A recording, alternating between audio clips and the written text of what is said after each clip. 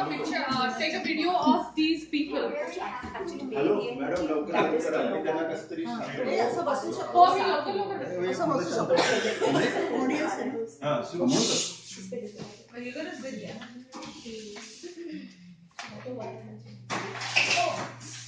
Hello friends. Today I'm going to give a speech, informative speech on the Indian food. The name of the speech is, are you really eating food from India in Indian restaurants? Have you ever eaten in Indian restaurants in San Antonio or any other places in the United States of America? Most of you know items like tandoori chicken, butter chicken, naan, chicken curry, but there is much more than these items to an Indian food. There are 29 states and 7 union territories in India. Each of them have a unique food habits and cook different food.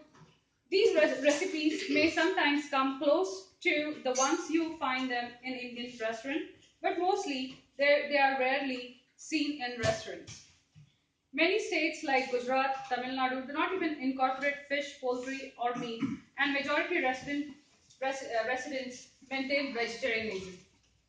River and sea fish is a staple food in many other states, and poultry and goat meat is common throughout the whole country, but made in different ways.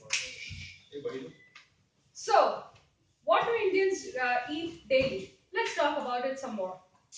Indian food consists of lentils, legumes, green leafy vegetables, root vegetables, sprouts, rice, and homemade wheat flour tortillas. Food depends on the weather experience and religious beliefs in those particular states. There are a lot of spices, involved in the making of Indian food.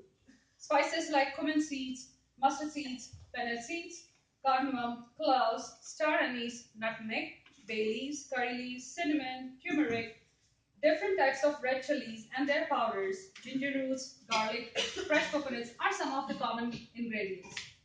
All vegetable, meat, fish is freshly cut and never processed.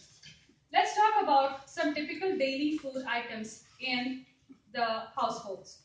Let's start with Maharashtra, just because I come from the state.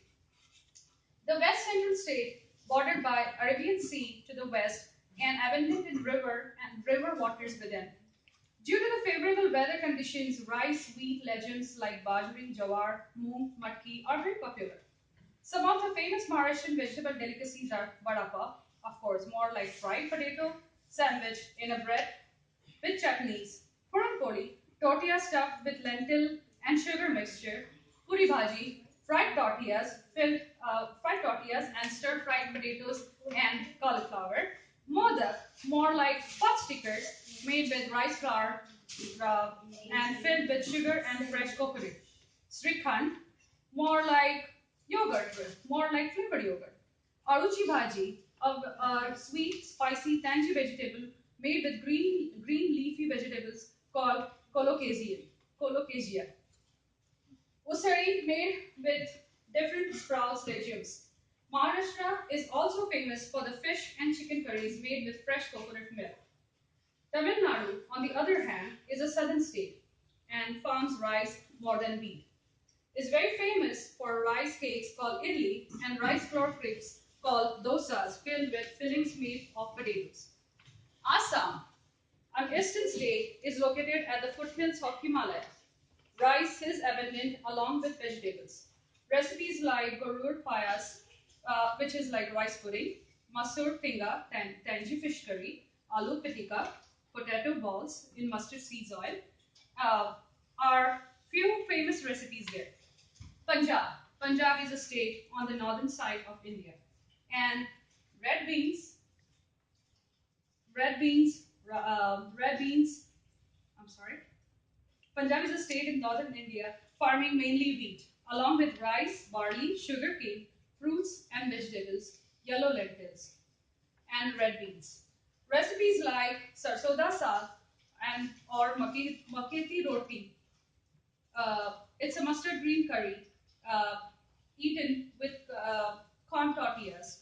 Chole bhature, red bean curry eaten with fried tortillas. Dal makhni, creamy gravy made with yellow and black lentils. And paneer tikka, cottage cheese on the stick. These are just few examples. India has a very diversified cuisine. Most of the spices and ingredients are used in making of these recipes have a lot of medicinal and nutritional values. Of course, due to the time constraints, a lot of metropolitan households have started using processed and canned foods. But most of India and Indians everywhere in the world still prepare their food freshly made in their own kitchens. Even the Indians living abroad try to make food they savored while growing up in India, or at least when they visit India. Then they try to substitute the ingredients with the ingredients available locally and come close the original ingredients. Now you know what I was trying to tell you. So it's not just creamy red colored gravies or grilled chicken items which are sold in the Indian restaurants, but there is a plethora of different yummy, freshly made recipes that are part of Indian households. So, my friends, next time if you have an Indian friend or a colleague, request him or her to make something Indian for the office potluck or the house parties.